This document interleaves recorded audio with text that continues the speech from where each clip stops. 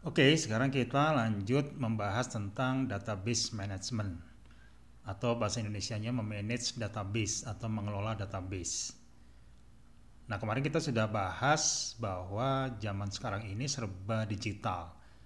Jadi yang tadinya arsip-arsip berupa kertas, tulis tangan, buku atau cetakan-cetakan, zaman sekarang sudah banyak dirubah menjadi digital dan itu akan menjadi data.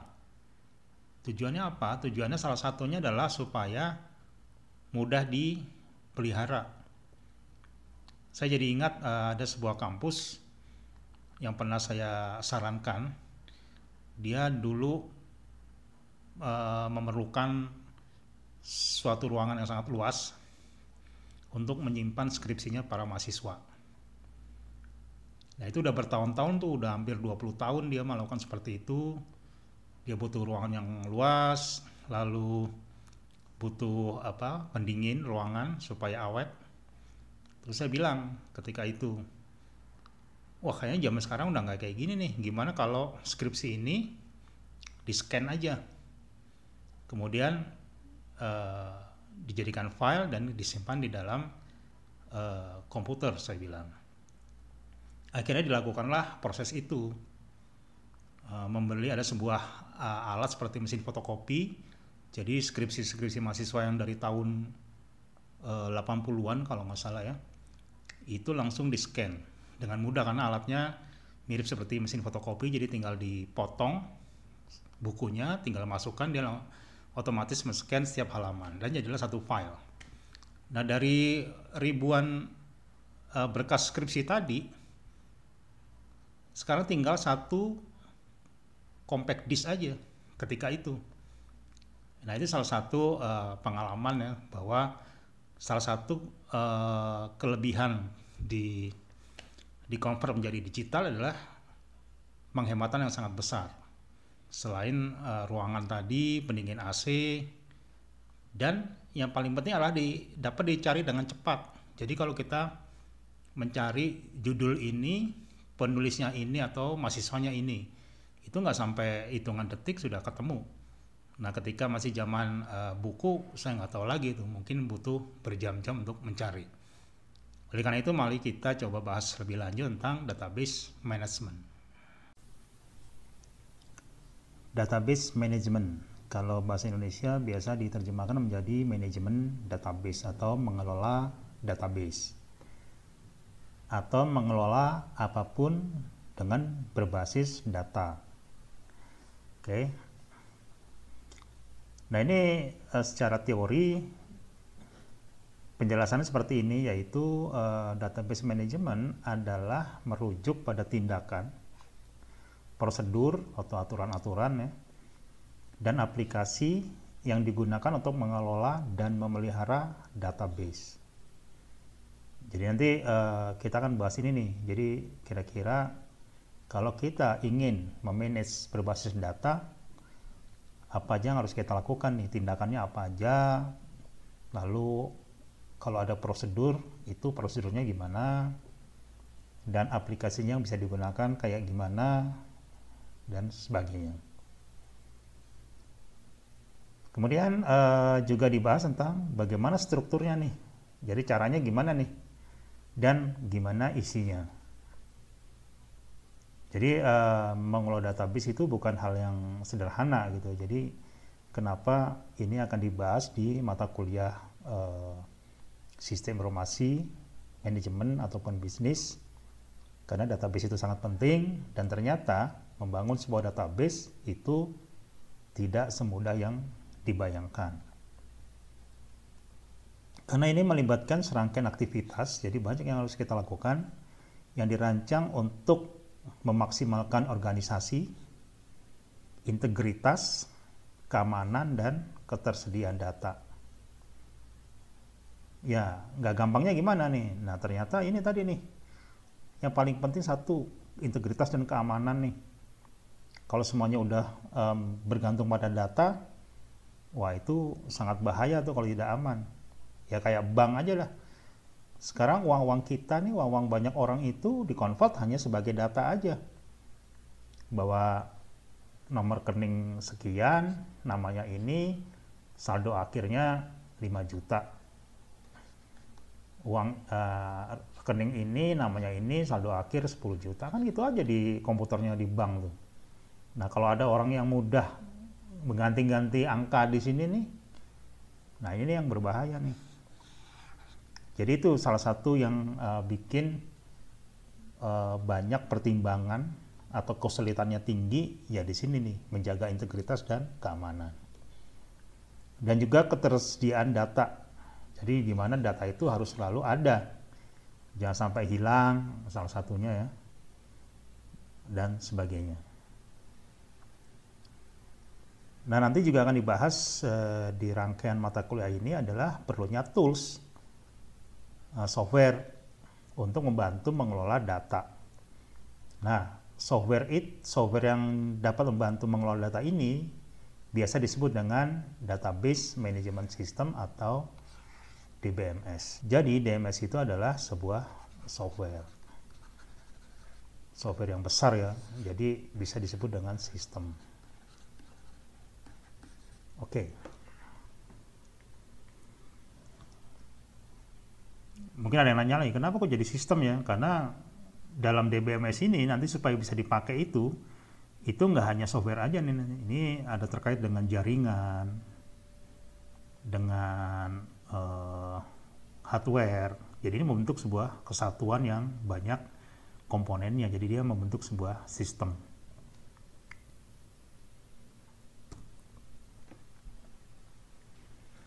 Database atau basis data, ini ada beberapa definisi yang gampang dicari di internet ya. Salah satunya ngomong bahwa database atau basis data dapat digambarkan sebagai kumpulan data yang terintegrasi.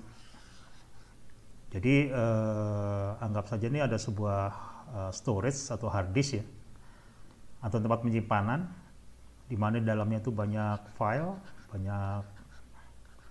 Nah, mereka tuh saling terkait tuh. Ini ngeling ke sini, ini ngeling ke sini, ini ngeling ke sini, ini ngeling ke sini dan sebagainya. Itu yang disebut dengan terintegrasi. Nanti kita akan lebih jauh bahas secara detail. Ini ngomong detail tahun 99. Nah, kumpulan data ini disusun untuk melayani banyak aplikasi secara efisien dengan centralized data dan meminimalkan data yang berlebihan. Jadi dibuat simple supaya gampang dicari. Oke. Gampang di manage, gampang dicari, gampang dikelola dengan baik dan sebagainya. Oke, ini kita pernah lihat kayak gini kan nih. Jadi sebelum kita masuk ke manajemen database, zaman dulunya nih sebelum database itu populer atau ditemukan mungkin ya, itu kita melewati masa ini nih, jadi masa pengarsipan secara fisik. Jadi zaman dulu itu kertas-kertas itu dikelola secara fisik atau disebut dengan arsip ya, diarsipkan. Contohnya kayak gini, kalau rapi kayak gini dibuat rak ya. Terus dikasih folder-folder kayak gini nih. Tujuannya apa coba? Tujuannya supaya gampang dicari. Itu aja yang paling penting. Oke. Terus dibandel kayak gini, dikumpulkan, diikat gini ya, dijadikan satu. Ini sebenarnya teknik-teknik yang muncul begitu aja peneliti-peneliti zaman dulu nih. Karena manajemen arsip juga ada sekolahnya nih ketika itu ya. Ketika saya masih SMA itu ada kampus yang menyediakan program studi manajemen arsip tuh ada tuh, dan itu sangat populer juga karena banyak kantor yang butuh orang-orang yang bisa memanage arsip dengan baik. Makanya kalau bisa dikelola dengan baik jadi rapi, nyarinya cepat dan sebagainya. Jadi orang dari zaman dulu tuh berpikir tuh gimana caranya supaya mencari arsip itu dengan cepat. Ya nggak hanya arsip sih, ada buku nih kayak perpustakaan nih. Ini nggak cuma rak-rak aja loh ini nggak cuma rak disimpan buku-buku gini, enggak nih. Ternyata apa? pernah lihat ada gini nggak nih? Ini ada stiker-stiker kalau di perpustakaan pasti ada giniannya nih. Ini yang disebut dengan call number. Oke. Nah ini pakai apa namanya lemari-lemari kabinet gini yang udah kita bahas sebelumnya nih, terus ada warna-warna kayak gini. Ini ada tekniknya nih supaya gampang nyarinya. Dikelompokinnya gimana, membuat stikernya gimana, itu ada teknik yang sendiri. Tujuannya apa ya? Kembali lagi, tujuannya supaya cepat dicari. Oke, ini juga nih, kenapa kok ada kayak gini nih? Supaya cepat dicari. Dikelompokin nih, supaya naruh bukunya itu nggak sembarangan nih. Coba kalau kita lihat di sini, ada ini nih, ada H, ada L. Coba kita lihat nih, ada di, oke, di sini nih. Nah ini adalah disebut dengan call numbers. Ini ada maksudnya nih. Jadi yang atas ini adalah judul dari, kalau nggak salah nih, judul dari judul bukunya nih, karakter pertama dari judul bukunya. Tujuannya supaya, oh ini masih L nih, habis L, H, I, J, K, L, M, dan seterusnya. Terus ini tahunnya C65 ini adalah, ini nih kategori nih. Kategori itu terus ini 2395 ini juga ada artinya nih, cuman saya lupa aja nih. Udah lama saya nggak pakai ginian nih, maksudnya lama nggak ke perpustakaan juga sih ya. Tapi dulu saya inget nih, ini maksudnya kalau nggak salah ini kategori buku kalau nggak salah. Jadi ketika kita melabeli itu, terus kita naruh bukunya di rak, itu nggak sembarangan berdasarkan ini. Dan ini ditemukan tahun berapa juga? Tahun ini The Library Congress Classification digunakan pertama di tahun 1904, jadi udah lama banget kan. Padahal mulai dikembangkan di tahun 1897. Jadi udah sangat-sangat lama banget nih. Coba bayangin di negara sana, di orang-orang barat sana nih tahun sekian nih udah mikirin buku nih. Nah kita ngapain tahun segini nih? Mungkin sekarang kita ini malas baca buku kali ya. Tapi bayangin orang-orang dulu di sana tuh sampai bikin kayak gini tuh kan karena saking banyaknya buku kan. Saking banyaknya buku dan saking banyaknya orang yang mau baca buku. Jadi terpaksa dibikin gimana caranya supaya nyarinya gampang. Ini salah satu manajemen ya. Oke, ini evolusinya nih. Dulu zaman dulu ini nulis nyatet-nyatet gini.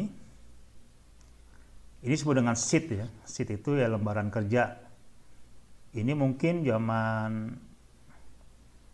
tahun 0 kali ya, sebelum Masehi juga udah ada kayaknya nih. Ini paling lama nih model kayak gini nih. Jadi cara nyatetnya itu ini ya pakai kolom-kolom kayak gini dan seterusnya. Ini ada nomor urut. Oke. Terus saya masih ingat ini karena saya waktu itu masih kuliah nih. Ketemu software yang bisa membantu ini nih. Software ini masuk kategori namanya spreadsheet. Spreadsheet. Oke. Dulu kayak gini. Nah, ini namanya dulu waktu saya pakai pertama kali tahun 80-an, 85, 86, 87. Ini namanya Lotus 123. Ini sangat terkenal nih zaman waktu itu nih. Jadi caranya kita masukin komputer yang tadinya pakai kertas gini, sekarang jadi software ini menyediakan kolom-kolom gini dan baris-baris gini ya supaya gampang untuk memasukkan datanya. Ini tahun 85-an nih. Kemudian saya masih kuliah nih. Nah, di tahun berapa ya? Saya masih ingat 88 kalau nggak salah. 88 apa 90 lah ini. Muncul ini nih. Muncul spreadsheet yang GUI gini. Ini dulu sekarang kamu kenal namanya Microsoft Excel ya. Dulu belum ada Excel nih. Saya masih ingat apa ya, lupa saya namanya tuh. Quattro kalau nggak salah. Quattro ini saya masih kuliah, orangnya pakai ini nih. Jadi orang kaget kan, ini ada software bagus banget penggantinya ini. Sebenarnya sama aja, cuman ini versinya GUI, jadi grafis ya lebih indah gitu. Kok ini kan cuma hitam putih aja karena teknologi waktu itu masih belum memadai. Dari tahun 90-an orang udah beralih ke sini semua nih. Akhirnya orang menyimpan data menggunakan software ini. Oke. Jadi evolusinya kayak gini, dari zaman dulu kayak gini, terus jadi gini, terus jadi gini. Kemudian, zaman sekarang untuk menyimpan data, nggak kayak gitu. Tapi ada softwarenya sendiri namanya DBMS. Jadi bukan pakai spreadsheet lagi, tapi pakai DBMS, Database Management System. Dia softwarenya modelnya kayak gini. Ini salah satu contoh software yang ada. Ini namanya LibreOffice Base. Oke, jadi dia softwarenya ada create table, create database, query, dan sebagainya. Jadi ada software sendiri. Jadi software ini termasuk software spesifik ya, karena nggak semua orang bisa mengoperasikannya, karena dia harus punya latar belakang yang lebih banyak tentang ilmu komputer dan ilmu data gitu. Tapi bedanya dengan spreadsheet tadi, kalau software DBMS ini nanti mudah mengelola datanya nih. Nanti kita akan bahas lebih dalam lagi nih. Nah yang jelas outputnya itu nanti bisa di-connect ke web base seperti ini, jadi bisa dikelola lebih baik lagi sebagai output, atau berbasis desktop misalkan, dan sebagainya. Jadi outputnya tuh bisa kemana-mana gitu. Ini bedanya DBMS dengan spreadsheet tadi.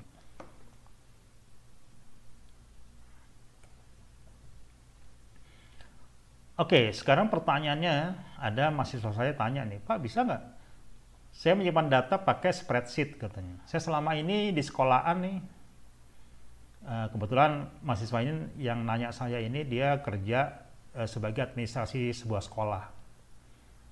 Dia tanya gitu tuh, bisa nggak Pak?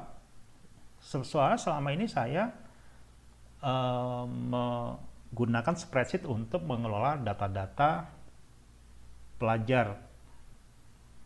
Saya bilang ya bisa aja, cuman tidak optimal saya bilang gitu, karena bukan tools yang cocok untuk mengelola data dengan spreadsheet. Oh gitu, jadi sebenarnya bisa aja, cuman nggak cocok gitu.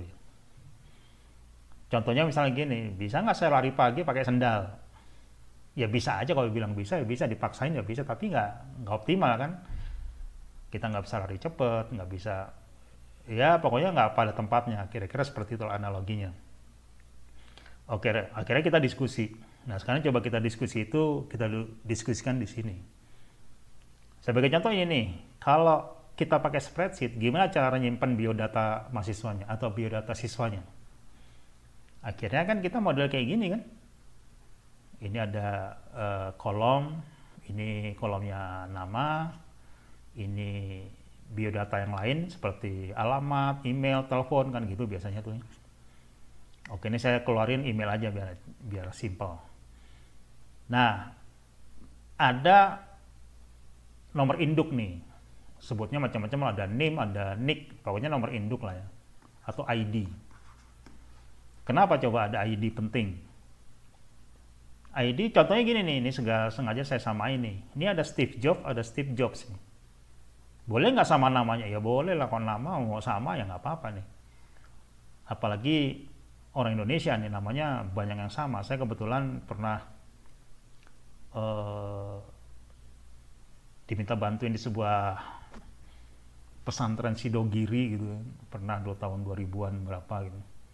Nah itu satu kelas bisa 5 atau 6 orang yang namanya sama. Misalkan Abdul Hamid, ada 5 orang namanya Abdul Hamid semua, orangnya beda-beda, nah kan bingung kan. Nah itulah untungnya ada nomor induk. Nah dengan nomor induk yang berbeda ini tujuannya untuk membedakan mana orang yang satu dengan orang yang lain walaupun namanya sama. Jadi ini pentingnya di situ. ID ini. Nanti kita akan lebih jelas lagi. ID biasanya kalau dalam database disebutnya kunci atau key. Untuk membuat unik, tujuannya gitu tuh. Kita nggak bisa pakai yang lain untuk membuat unik. Kita pakai nama, ya nama bisa sama. Jadi harus unik supaya bisa beda gitu kan. Walaupun namanya sama, tapi nomor induknya pasti beda. Jadi ini tujuannya seperti itu. Oke, ini biasanya tabel ini disebut dengan tabel biodata, biasanya gitu. Sekarang kita punya tabel lagi nih, tabel mata pelajaran atau tabel mata kuliah, lebih gampang nih karena kita kuliah, jadi ini tabel mata kuliah. Biasanya kayak gini nih.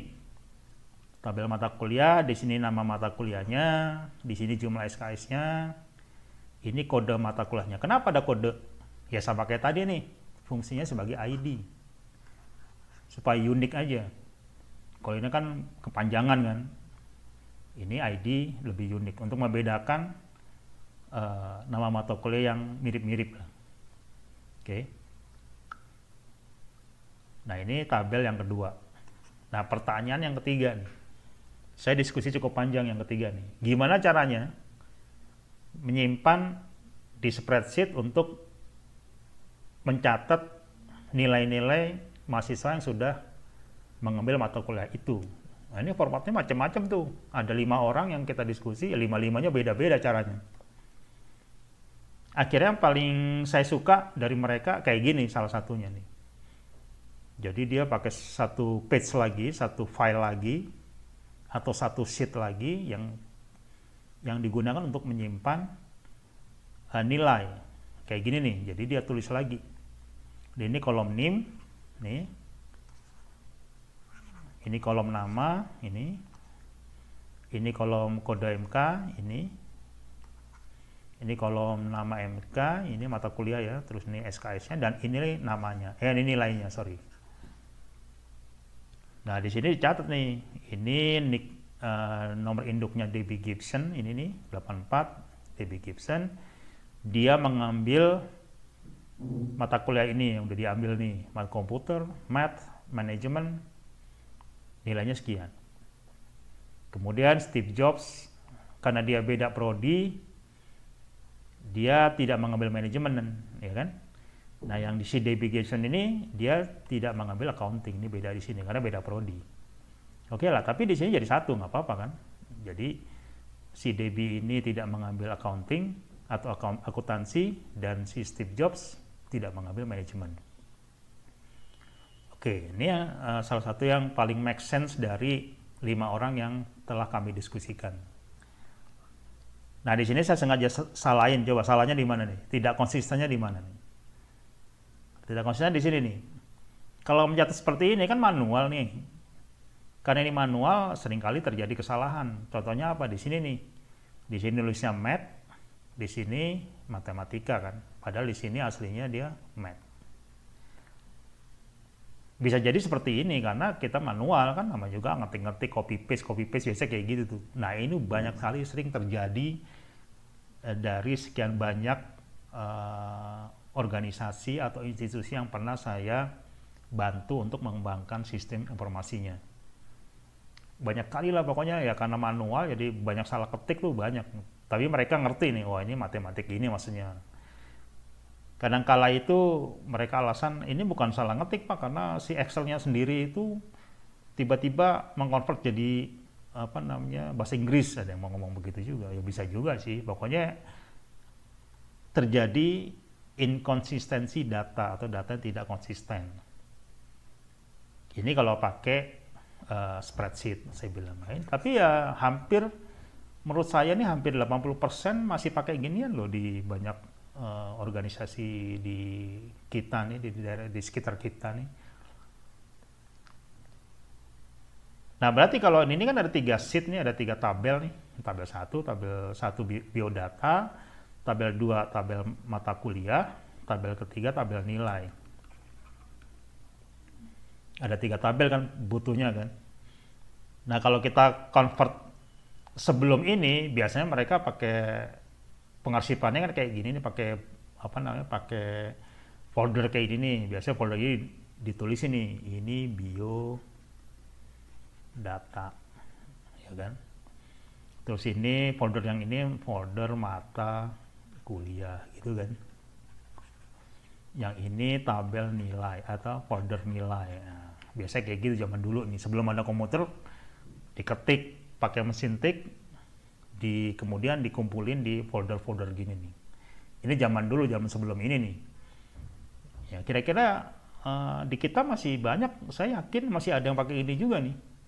Karena saya pernah ke keluar Pulau Jawa ya, dan saya lihat masih pakai gini nih. Mereka baru-baru aja berusaha migrasi ke spreadsheet. Padahal zaman sekarang udah zamannya database belum. Jadi masih panjang perjalanan dia nih. Kayak gitu nih. Oke, sampai di sini kan udah paham. Jadi perjalanan bagaimana memanage sebuah data, sebuah institusi, sorry. Ini aja tentang mengelola data mahasiswa yang sangat sederhana, cuma 3 tabel nih. Nanti dari sini repot lagi nih, saya lihat banget kerepotan ini. Karena apa? Dari sini untuk menjadikan report, misalnya report hasil kan bisa di print tuh, bisa dibagiin kan, hasil studi mahasiswa. Wah, ini diformat lagi sama mereka nih, udah kumpul semua, diformat lagi, dibagusin. Waduh, banyak pekerjaan yang nggak efisien lah, yang sebenarnya nggak perlu tapi dikerjakan karena memang yang tadi itu menggunakan spreadsheet tidak pada tempatnya. Kalau kita pakai DBMS, ini semuanya bisa di cover dengan baik. Nah, kita lanjutkan bahwa kita bisa simpulkan bahwa sebenarnya ada database manajemen yang bisa membantu membantu bagaimana mengelola data bisa menjadi jauh lebih baik dibanding spreadsheet atau yang lainnya. Masih mending kalau pakai spreadsheet, ada malahan yang pakai word processor. Jadi pakai Microsoft Word gitu untuk mengelola mereka tuh. Ada kayak gitu tuh.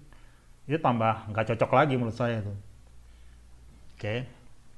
Bahwa sebenarnya ada softwarenya dan ini sekarang udah mudah ditemukan. Nah, di DBMS ini ada 2 jenis ya, ada jenisnya portable. Portable itu simple aja, bisa disimpan di dalam komputer kita masing-masing. Ini banyak, kalau saya pakai base yang tadi itu ya. Ada kalau yang pakai atau pengguna Microsoft biasanya menggunakan Access. Ada pakai namanya MongoDB, ada SQLite dan lain-lain, banyak sekali nih. Yang kita bisa gunakan untuk yang paling simple. Jadi database itu hanya bisa ditempatkan di komputer kita. Namanya portable, personal. Nah, kalau mau lebih bagus lagi, ya jenis server.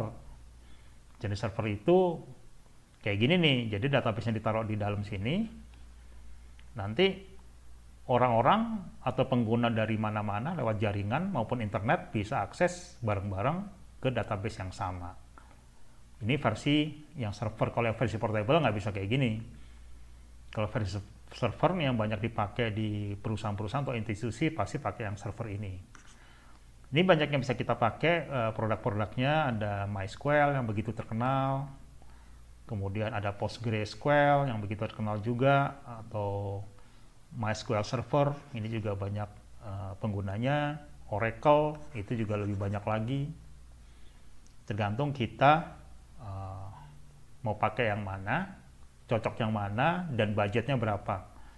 Kenapa gitu ya? Ini ada harganya nih, kayak Oracle dan SQL Server ini termasuk komersial software, jadi beli.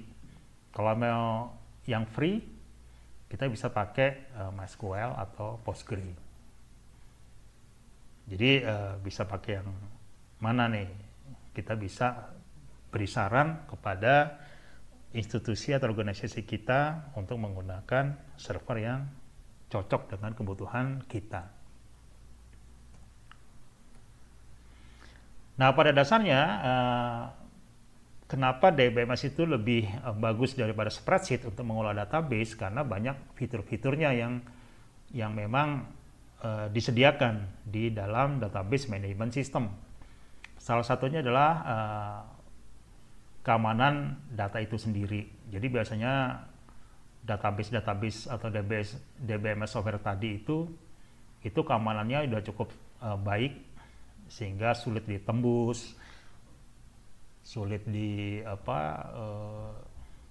dihapus gitu ya. Banyak user and passwordnya, pakai login dan sebagainya lah. Pokoknya keamanannya jauh lebih baik dibanding kalau kita pakai Excel atau pakai spreadsheet yang lain. Ini. Yang kedua, ada fitur backup dan pemulihan. Jadi maksudnya gini, jadi kalau kita bisa kita setting tuh berapa jam sekali dia backup, atau satu hari sekali atau satu minggu sekali, dia bisa backup otomatis. Jadi data-data itu kalau hilang kita bisa pulihkan. Jadi biasanya gitu tuh, biasanya sebuah software dalam server ini dia jalan, nanti kita bisa set nih dia backup ke dalam sini juga atau bisa di-send ke server yang lain. Jadi begitu waktunya dia backup, dia akan copy ke komputer yang lain atau server yang lain. Ini biasanya gini yang pernah saya rancang kayak gini. Jadi kalau ini, dan benar aja ketika ini drop atau rusak harddisknya, kita masih punya backupnya. Oke. Lalu ada fitur pemeliharaan atau maintenance dan optimasi. Jadi bisa tuh begitu udah mungkin seminggu sekali atau 1 bulan sekali kita lakukan itu supaya bisa lebih cepat lagi kerjanya. Karena setiap software di dalam komputer tuh kelama-kelamaan itu perlu di-tuning lah. Ya nggak mesti harus komputer ya, mobil semua kan perlu tuning. Ya kayak handphone kita lah. Pernah nggak handphone kita tuh kita tuning, maksudnya ada aplikasi yang ngapus-ngapusin file-file yang nggak kepake dan sebagainya macam yang lain, tujuannya supaya kinerjanya lebih cepat lagi. Nah itu ada fitur itu.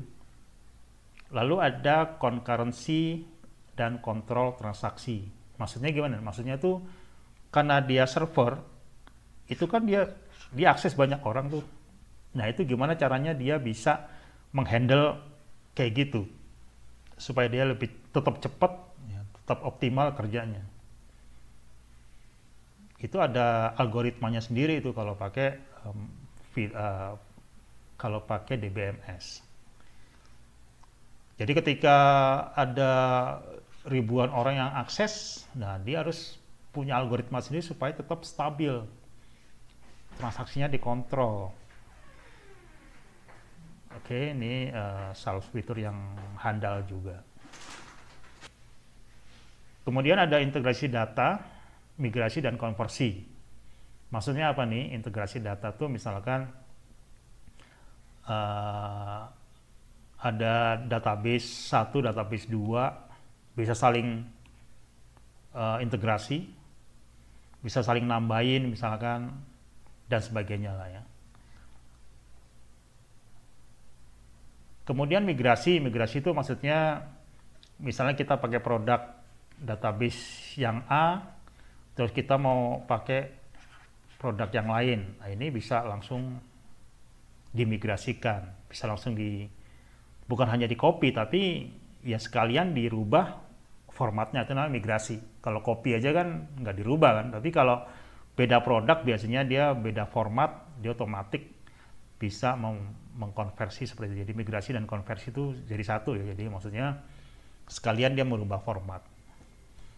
Nah inilah beberapa fitur-fitur dari DBMS yang umum sehingga bisa membantu kita untuk mengelola data kita menjadi jauh lebih baik, lebih aman, lebih cepat, lebih optimal, dan sebagainya.